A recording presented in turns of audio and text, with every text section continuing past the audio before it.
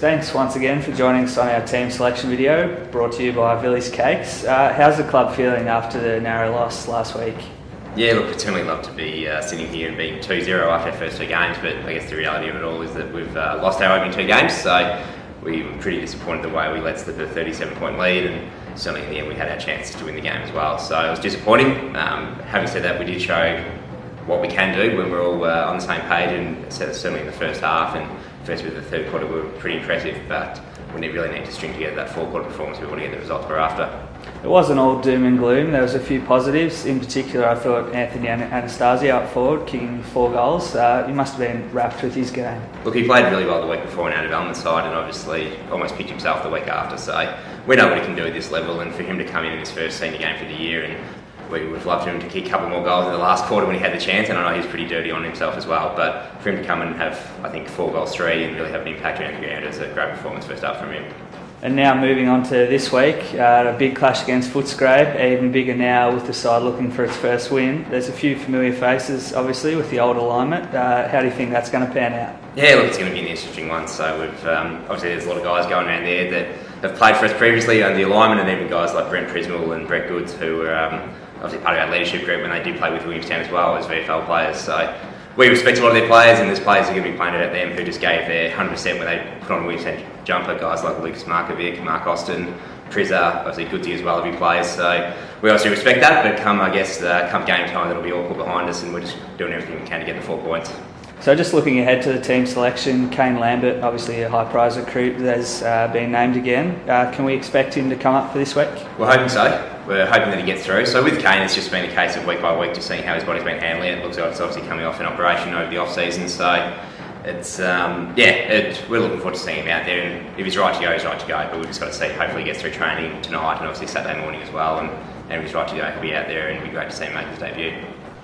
This week's game is obviously the grand final replay of the 1924 clash between the two sides. Obviously you can't tell us much about that day, but it must be good to have another Western Suburbs team back in the VFL in Footscray. Yeah, I think it's going to be good for the competition, so obviously another geographical rival for us, and there's a bit of history there in the past, so it's going to be good. We're expecting a big crowd down there, and it's hopefully something that can really build up over the next few years, so I'm sure there's going to be lots of Footscray people travelling down to Williamstown, and there'll be a lot of our guys out there as well, so as I said, I think it's really good for the competition and something that can really build over the next few years.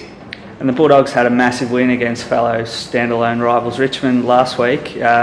Did you see the game, and did you take anything away from how they performed? Yeah, it was a really dominant performance from them first up, obviously to win by over 100 points, so we're expecting a really competitive Western Bulldog side. They're always going to have a lot of AFL talent, so could have really high numbers again from their AFL contingent, and then when you've got the VFL players like, I guess, Markovic, Lower, Prismal, Jordan Russell, it provides a lot of experience there as well, so we know it's going to be a tight, contested game. They're going to be putting their heads over the football, and so will our guys. So winning that contested ball is going to be pretty critical to the game's result. All right, Chris, take us through the team for this week. All right, so from the back line, we've got Jack Charleston, Peter Fawkes, Dave Fay. Half back, Adam Marcon, Brad Mangan, Jack Johnston. Through the middle, Ben Davies, Captain Ben Jolly, Cam Lockwood on the other wing. Half forward flank, we've got our 23rd player again, Michael Gibbons. So we've been really impressed with the way that Gibbo's gone about his footy so far, and he gets another chance this week. So hopefully we can expect a lot more of that forward pressure, and he can hit the scoreboard once again like he has in his first 2 games. Ryan Ferguson comes back to the side this week after missing last week at centre forward. Mitch Banner on the other half forward flank. Anthony Anastasio, Scott Clouston and Ed Carr up forward. On ball, Nick Meese, Willie Wheeler, Daniel Kilikowski.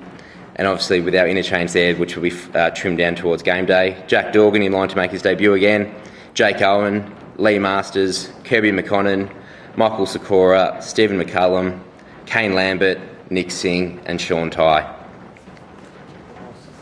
And just quickly on the development game, that game's been moved. Can you tell us or update us on what's happening there? So we've got Coburg at Williamstown now at 11 o'clock on Saturday morning. The game originally was going to be out at Werribee, but now it's at Williamstown, so not once again another really good chance for our supporters to come down and watch some of our young talent on display. So that's 11 a.m. Saturday morning at Burbank Oval, Williamstown. And sticking on the development side for a bit, there was a few debuts last week. How did you see their games? Look, we had a couple of players who came in for the first run. So Max Hayes, a key forward we brought over from the Sandringham Dragons, who came and kicked 3. and was really impressed with his first hit out. And also Tim Curry, who we brought across from the Northern Blues, was his first game after an injury in the off-season. So they were two of the most impressive players on the day. Overall, we were actually really disappointed with the way the development boys went about it. So we expect them to really bounce back hard this week against Coburg. So this Sunday we've got another massive event for the club with their Multicultural Community Day. Can you give us a bit of a rundown of the activities taking place there? Jamie P, who's our multicultural advisor, has put a lot of work in and really helped get this day off the ground. So we did it last year for the first time, and we had great success with it. So we're really looking forward to doing it again this year and hopefully getting another big crowd for it. We've got a curtain raiser game between the Southern Dragons and the Western All-Stars, so that's kicking off 12:15, which will be before the main BFL game. We've got a line dance activity at half-time. We've got a lot of food trucks coming down on the day. So once again, we had looking forward to really getting a lot of people down there, having a really big community feel and really enjoying the day.